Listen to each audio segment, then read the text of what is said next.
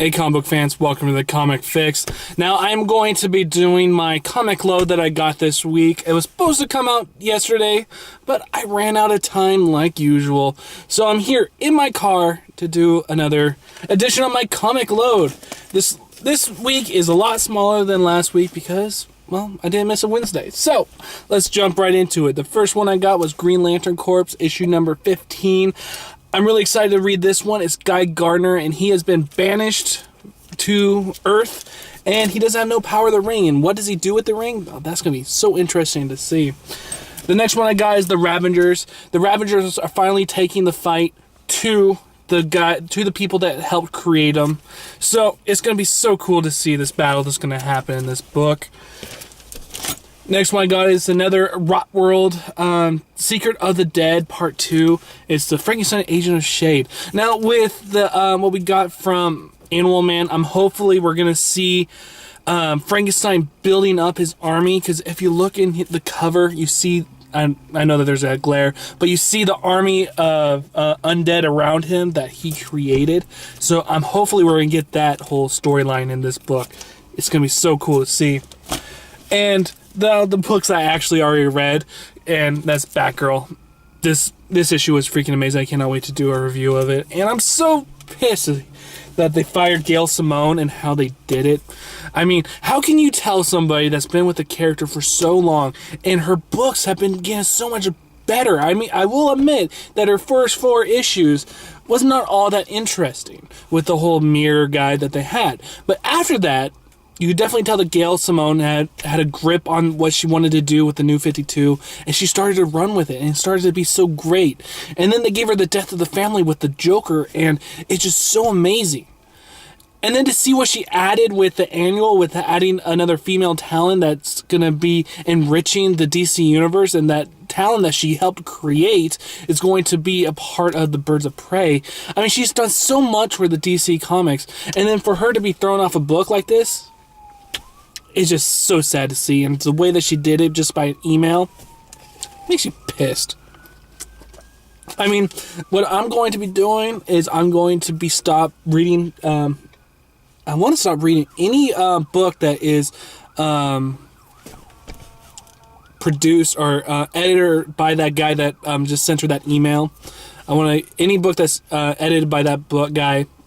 I want to get rid of all those books, and I'm going to be stopping Batgirl. I mean, once Gail Simone's done, just to say, hey, I don't like what DC did to him, so I'm just sticking with my guns and saying, I don't like it. And that's the way I'm going to tell them. And on my show, tell them I don't like it. And then we have Batman issue number 15. Do I have to say any more? I mean, this is some of the best work I've seen in so long. And I didn't know Scott Snyder could top himself after that Black Mirror story arc before the New 52. But this one, the Joker, oh God, so creepy. And the great thing though is that the Joker makes the Batman better. And also the Joker makes all the writers around who are writing the Joker that much better. I mean, the Batman Robin, dang, Batgirl, wow. I mean, anybody who has the Joker in there and the Joker psyche comes in to the writers and they start to do some of their best work in a long, long time. And then we have Superboy, the Hell on Earth, and as you guys know, I really like the Hell on Earth story. So I'm really excited to read this, because it's not that the Hell on Earth story is really good, is that it feels like it's bringing all the Superman family books as a whole, bringing them together and making them better, because Superman family books had just been terrible in DC Comics since the New 52 started. But I think with this one, the writers are just trying to come together and be like, what can we do to help out our own book line and make it stop failing? Well, I think that this is it. And then we got Batman and Robin. Oh God, this one was so freaking creepy. I cannot wait to review it. And just the things that Tomasi does with the mask or the skin of the Joker's face, it's just so freaking creepy. And there's one thing that I wish that all the Death of the Family comics did. There's a point in the Batman issue number 15 where Scott Snyder starts talking about how the Joker's pupils never dilate, and the one way that Batman can read anybody is by the dilation of their eyes, because their eyes are the mirror of the soul, or the doorway to the soul. But the Joker's always small, and just he cannot read them. And I wish that they kept that as a theme throughout the whole entire books, because in the Batman and Robin one, when you see the Joker and you see his pupils, they're regular size. So I wish that they kept that little extra feature on there.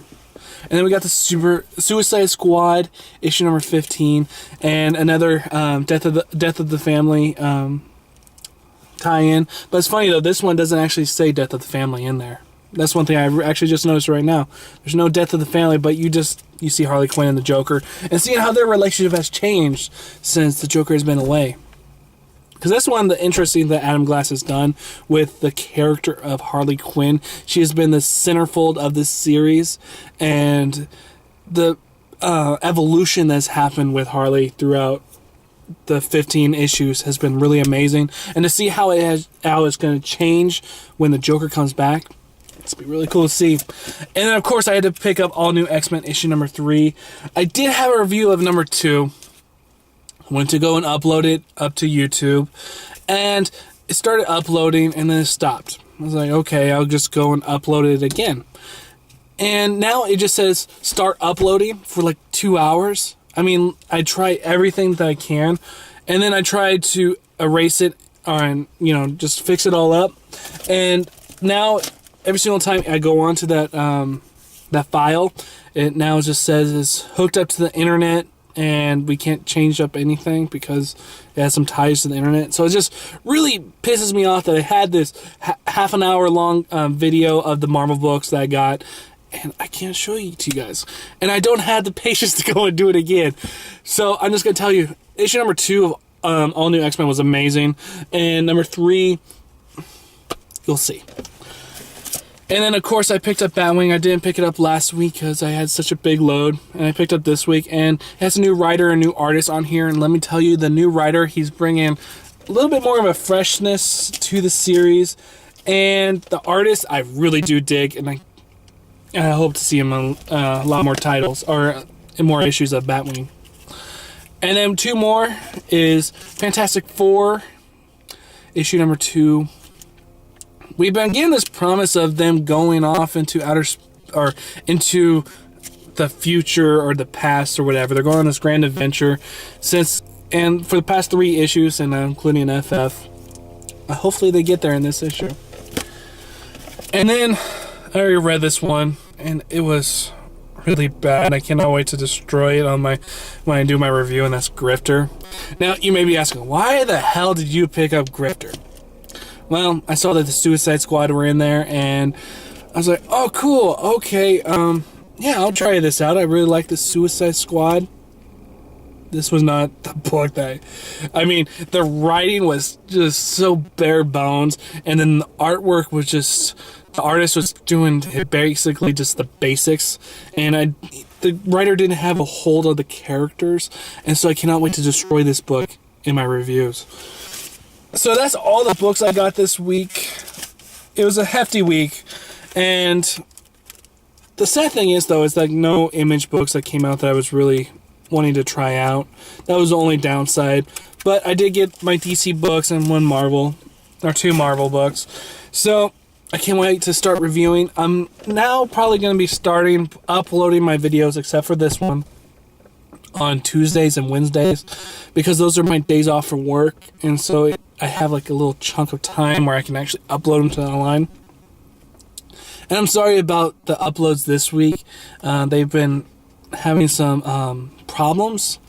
YouTube has this new system where they updated everything, and maybe it's just me, but it's just messing with me so much, where my videos, you just see like these little segments where it'll start going a little fast, or just weird things that'll happen.